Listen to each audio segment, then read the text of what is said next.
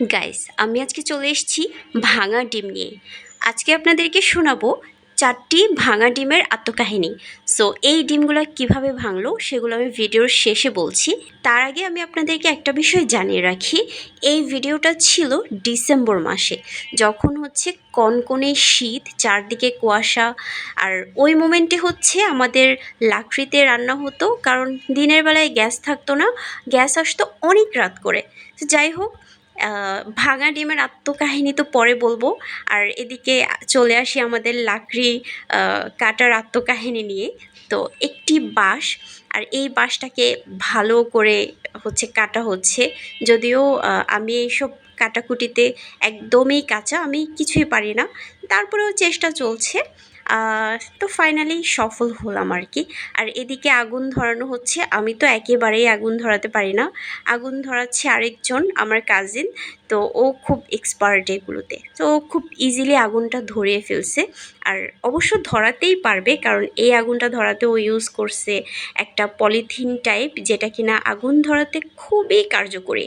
তো এখানে হচ্ছে সব রকমের মশলা পেস্ট করে রাখা হয়েছে, আর হচ্ছে পেঁয়াজ, গাজর, টমেটো কুচি, আলু, তারপর এখানে হচ্ছে ফুলকপি, শিম, একটু বাঁধাকপি, কাঁচামরিচ, আর এখানে হচ্ছে কোকোলা নুডলস। তো সব কিছু রেখে আমি চলে যাই ভাঙা ডিমের কাছে। এই ডিমগুলো ভেঙেছে আহ, একজন, মানে একজনের নামটা পরে বলবো। তো সব কিছু রেডি সেডি করে আমরা চলে এসেছি রান্নার প্রিপারেশনে। এখন সবগুলো সবজি আগে সিদ্ধ করা হবে, কারণ সিদ্ধ না করলে নুডলসটা পারফেক্টলি হবে না। তো এই যে ডিমগুলো দেখতে পাচ্ছেন, ভাঙা ডিমের যেই অংশগুলা, খোসাগুলা, এগুলা ছাড়ানো হচ্ছে। ডিমটা ভেঙেছে আমাদের কাইফা মামনি, বেচারি ফ্রিজ খুলতে গিয়ে ঠাস করে ফেলে দিয়েছে সবগুলো ডিম। সো কী করার, এখন এই এতগুলা ভাঙা ডিম তো ফেলে দেওয়া যায় না। এগুলো অবশ্য পলিথিনে ছিল, যার কারণে নষ্ট হয়নি। সো আমরা কি করলাম, একটা ছোটোখাটো পিকনিকের আয়োজন করলাম। সবার থেকে 10-20 টাকা নিয়ে আমরা হচ্ছে ওই ডিমের পাশাপাশি আর কি কি লাগে, নুডলস লাগবে বা আর যা যা লাগবে সেগুলোর জন্য হচ্ছে টাকা নিচ্ছিলাম। আর হচ্ছে সবজি সবজি আমরা যে যার ঘর থেকে যতটুকু পারছি ততটুকু নিছি। আর এই যে এখানে বসে বসে আরেকজন চিপস খাচ্ছে, ওফ সেই মজা! মানে ওয়েট করতেছে কখন নুডলস হবে, কখন হচ্ছে খাবে। দেখেন কিভাবে লোভনীয়ভাবে তাকিয়ে আছে। আর এই হচ্ছে নুডলস, এখন আমি নুডলসগুলো ভেঙে দিয়ে দিচ্ছি।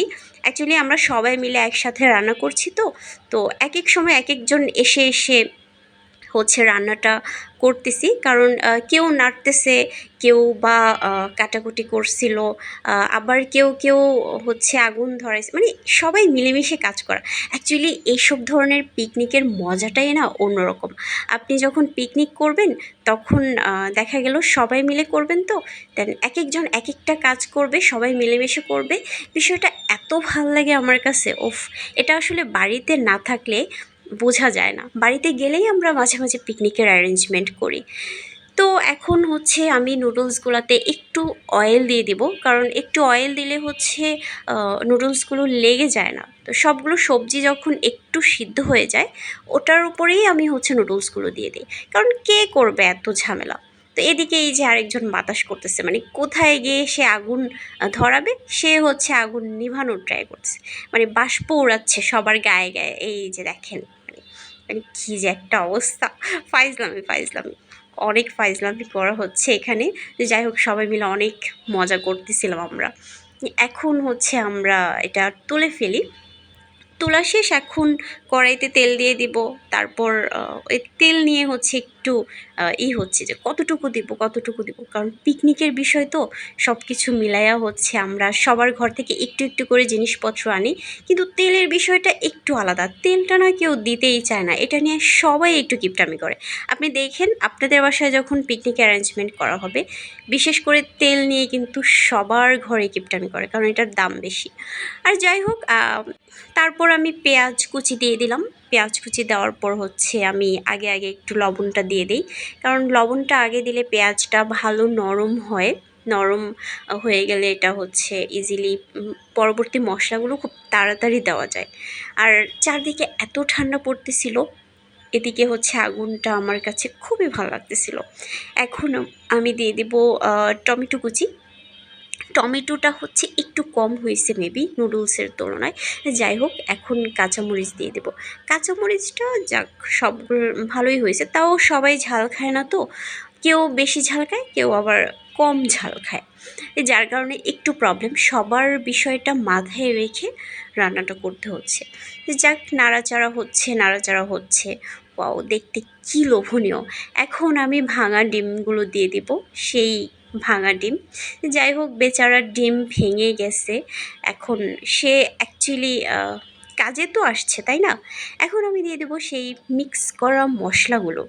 এখানেই হচ্ছে মেইন জাদু। এখানে যে কী কী মশলা আমরা অ্যাড করছি জাস্ট ভাবতে পারবেন না আপনারা। এখানে যত জাদুকরি মশলা আছে সব একসাথে মিক্স করে দিছি। যাই হোক, এখন আমরা এটাকে ভালো করে নাড়াচাড়া করতেছি। আর এই যে এদিকে আরেকজন বসে আছে খাওয়ার জন্য, কিন্তু বেচারাকে তো আমরা দিব না, কারণ ও তো আমাদের পিকনিকে পার্টিসিপেট করেই নাই। তো যাই হোক, বেচারা হচ্ছে কষ্ট করে নাড়াচাড়া করতেছে। যদি একটু ভাগে পায় তো সবাই হচ্ছে এখানে রাঁধুনি। আমি হচ্ছে এখন দিয়ে দেব। ভিডিও করার জন্য হচ্ছে একজন টর্চ ধরছে, আরেকজন মোবাইলের লাইট ধরছে, কারণ এটা অন্ধকারে হচ্ছিল একদম বাহিরে, শীতে, একদম কনকনে শীতে বাহিরে এই আগুনটা ধরানো হয়েছিল একটা মাটির চুলায়। তো দেখতেই পাচ্ছেন। আর এই যে লাইটের অবস্থা, ও হচ্ছে লাইট একবার কমাচ্ছিল, একবার বাড়াচ্ছিল, মানে এক এক সময় এক এক অ্যাঙ্গেল থেকে লাইট ধরতেছে। যাই হোক, এখন ফাইনাল মিক্সিং চলতেছে, কারণ একটু পরেই হচ্ছে এটাকে উঠায় ফেলবো। অ্যান্ড দেখুন কতটা লোভনীয় হয়েছে দেখতে। আহ, তারপর আর কি খেয়ে ফেলবো সবাই মিলে। আর এখানে দেখুন কয়জন খেতে পারবে, না হলেও 7-8 জন তো খেতে পারবেই। তো এই যে আমরা সব সার্ভ করে দিছি, সার্ভ করে একটু পরেই হচ্ছে সাবার করে দেবো এগুলো। অ্যান্ড দেখুন কতটা লোভনীয় হয়েছে, এই আমার এখন দেখেই খেতে মন চাইছে। ওকে, আমার ভিডিওটি ভালো লাগলে সবাই লাইক এবং কমেন্ট করে দেবেন। বাই।